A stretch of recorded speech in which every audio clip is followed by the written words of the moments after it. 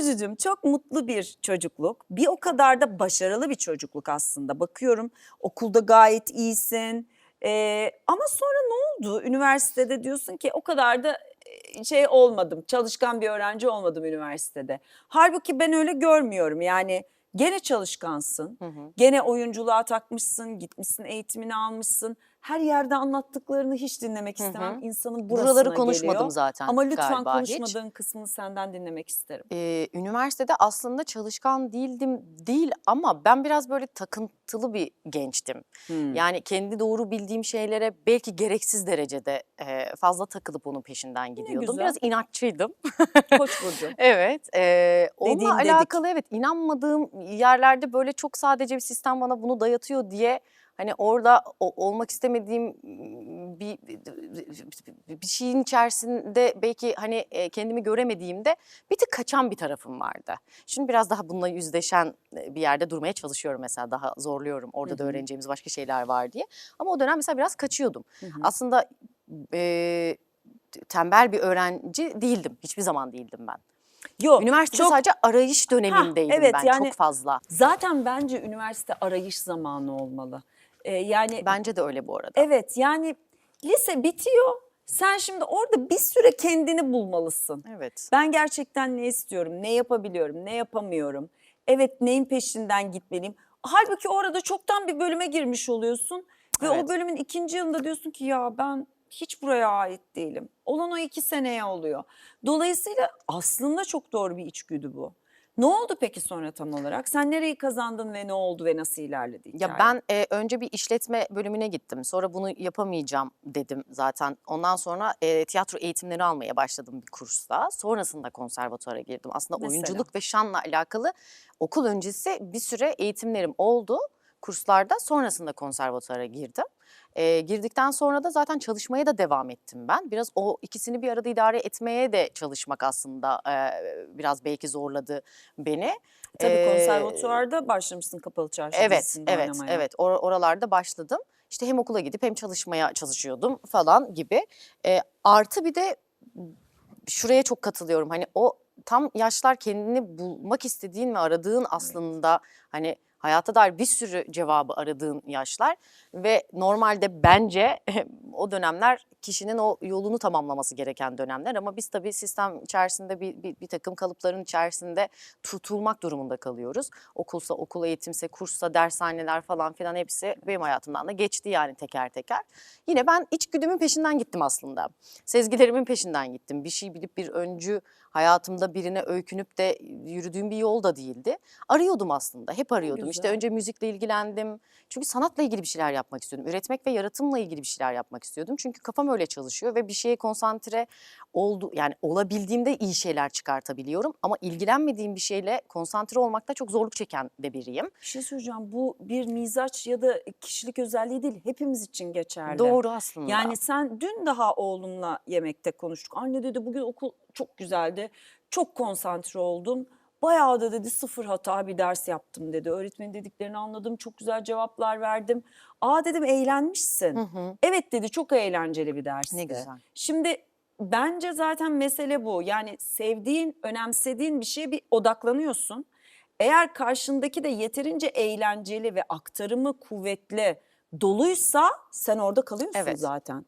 Yoksa arıyoruz, hepimiz arıyoruz. evet. Ben de bu yaşta öyleyim yani. Şimdi ben de üniversite okuyorum.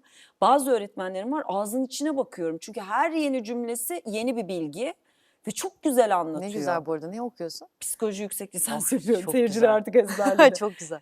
Bazı öğretmenlerim var ekrandan okuyor ders bitiyor. Aa ben hiç dinlemiyorum bile yani. Çünkü ben de okurum ekrandan. Evet, Geçmiyor bana yani. evet, Beni kazanamadın öğrenci olarak 49 yaşımda. 18 yaşındakini hiç kazanamazsın. Yani dolayısıyla bu senin özelliğin değil. İnsansın, zekisin ve peşindesin bir evet, şeylerin. Çok normal. evet. Yani bu tarafından zaten hiçbir zaman hani şikayet edip kendimce rahatsızlık Evet, hissettiğim şey değil ama bu süper. toplum tarafından bazen zorbalanmaya müsait olan bir şey olabiliyor Evet. yaş gereği. İster istemez ama bir şeylerin peşinden giderken hep gerçekten aynı destekle ve anlaşılır ya da anlayabilen insanlarla en azından denk gelmeyebiliyorsun. Okul sistemi de bu şekilde maalesef. Hayat, insanlar, o çalıştığımız her çevre aslında biraz hep bir kalıba sıkıştırıldığımız için oralarda tabii ki zorlanıyorsun belli yaşta. Ama bugünkü Burcu'dan baktığım zaman iyi ki öyle diyorum kesinlikle. Şükür. Evet. Burcu, şahane şeyler oldu. Her oyuncunun bir zamanı vardır diyorsun. Terslikler, saçmalıklar, son dakika golleri, mobbingler yaşamadım dersem yalan olur. Üzerine de pandemi. Şimdi o enerjinin değiştiğini, daha rahat aktığını hissediyorum diyorsun. Çok kıymetli isimlerle çalışıp eğitimini tamamlamışsın. evet. Tiyatro yapmışsın. Şimdi o viraj dönüldü. Hı hı. Herkes sana bayılıyor. Performansın üzerinden kötülük yapan karaktere rağmen çok seviliyorsun. Bu şahane. Çok şükür. Bundan sonrasında neler olacak? Çok şükür. Bundan sonrasında ben üstüne koymaya hep devam edeceğim galiba. Ben çünkü bir sınırlarımı zorlamayı da seviyorum. Rahat ettiğim yerde ben hemen sıkılmaya başlarım. Üstüne ne koyabilirim ve nasıl zorlanırım? Çünkü o zorladığım yerde ben gelişiyorum, öğreniyorum ve gerçekten orada yaratım ve üretim tarafım benim aktive oluyor çok fazla. O yüzden ben herhalde yine hep oradan devam edeceğim. Hep öğrenmeye devam etmek isterim çünkü hayatta. İşimle ilgili de, kendimle ilgili de, hayatta ilgili de. Sonuna kadar, ölene kadar öğrenmeye ve yolda olmaya devam etmek istiyorum. Bunun için ne gerekiyorsa yaparım. Nedir planlar, hayaller? Tabii şimdi bir tatil planı var. Biraz tatile ihtiyacımız var. Ki ben deniz aşığı biri olarak deli gibi şu an hani denizde olmak istiyorum, yüzmek istiyorum, suyun içinde olmak istiyorum falan. Buralar okey. Onun dışında bir iki böyle belli olmamakla birlikte görüştüğümüz şeyler var. İş de olsun isterim. Yanına Evet. biraz da tatil koyayım isterim. İkisi Şey bir gibi mi? arada. Dijital platform dizisi, sinema, tiyatro hangisi? Daha sinema gibi görünüyor Güzel. ama belli olmaz. Bir iki bir şey daha henüz netleşmediği için böyle hani Tamam. dursun kenarda diyeyim Tamam. ben. Beraberinde de işte tatil planları falan. Güzel bir yaz olsun, Ne dinleneyim. yapıyorsun? Tatilini ailenle mi yaparsın, kız arkadaşlarınla mı yaparsın? Hepsini yani vaktim varsa hepsini sıkıştırırım. Ha, güzel. Aileyle de yaparım biraz. Biraz arkadaşlarımla da yaparım. Tek başıma da yaparım. Bu sene biraz tek başıma yapmak istiyorum.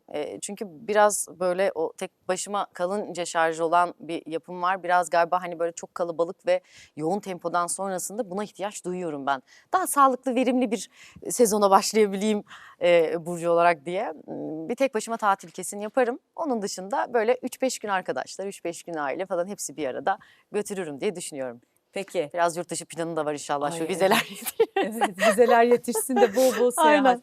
Yurt dışında çok besleniyor insanlar. Evet. Böyle müzeler gezdiğimde, bir oranın yöresel bir tiyatro oyununu izlediğimde, dilini anlamasam bile Değil çok mi? heyecanlanıyorum. Ben çok de öyle. hoşuma gidiyor. Ben de öyle. Çok heyecanlanıyorum. Evet, güzel Ve çok bir şey. yaşadığımı hissettiriyor bana. Değil mi? Bağ kuruyorsun çünkü. Evet. Dilini anlamasan da seyirci olarak o sahneyle bir bağ Enerji kuruyorsun. çünkü yani bir şey Evet. var orada, his var, dolaşıyor yani hani Evet. onu alıyorsun ister istemez. Peki burada tiyatro? Burada tiyatro şu an için Zor, değil planlarımda mi? biraz yani şöyle çok da acıkmaya başladığım bir dönemdeyim aslında. Çağırayım da bir taraftan iyi bir şey olacaksa olsun. Hayır demem bu arada. Sadece plan olarak şu an görünen bir şey yok. Biraz sadece acıkmaya başladığımı hissediyorum. Bunu dile getirmeye başladım yani biraz. Yaşasın.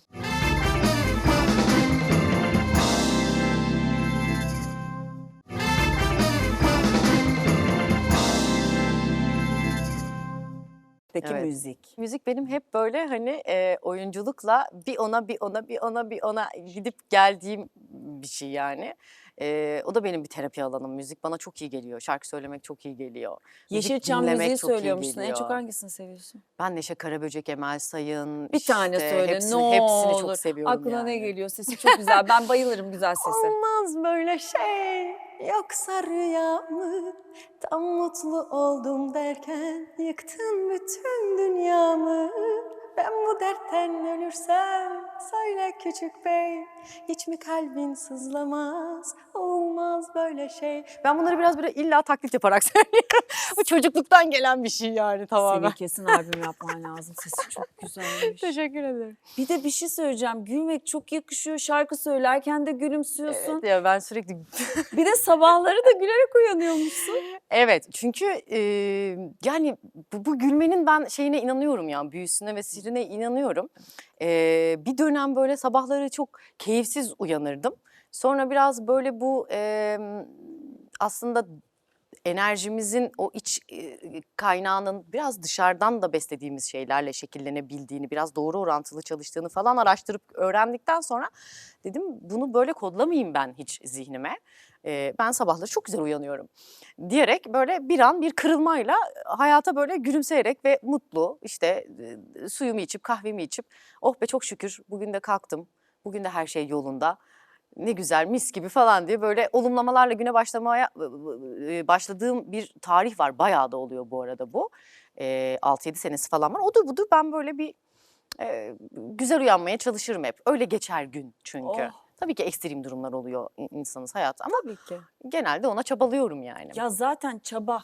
Evet, Hayat çaba. çabayı seviyor. Evet. Ve sen evet ben mutlu uyanıyorum dediğin an dediğin gibi bilinç buna inanıyor, Evet. beden buna inanıyor. Zaten seni mutlu uyandırıyor. Bir de bunu mesela alışkanlık haline getirince şey oluyor değil mi? Bir süre sonra gerçekten çok kısa sürüyor. Ya evet. O çok büyük şeyler yoksa tabii ki Allah göstermesin ama Evet, hani tabii ki. hayati, dünyevi, dünyasal şeylerden bahsediyorum. Çok büyük bir şey yoksa böyle şey oluyor, kısa sürüyor. Üzüntün Evet. kısa sürüyor, sinirim. Ben bazen mesela eskiden çok sinirlendiğim şeylere şimdi mesela şey oluyorum böyle. Tam sinirleneceğim bir gülme geliyor.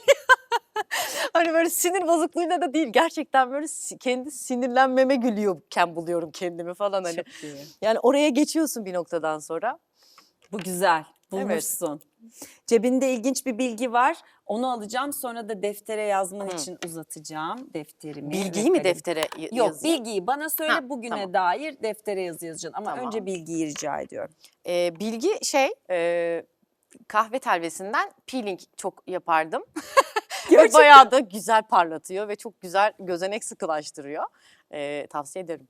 Güzel Kahve, fikirmiş. şekersiz içtiğimiz Türk kahvesinin telvesini böyle yüzümüze sürüyoruz. Bir 15-20 dakika falan bekletiyoruz. Minik masajla falan. Minik böyle elimizde böyle hafif hafif sürüp bekletiyoruz 15-20 dakika böyle. Görüntü çok hoş değil ama olsun. Sonuç bayağı güzel oluyor. Sonuç çok hoş. Evet.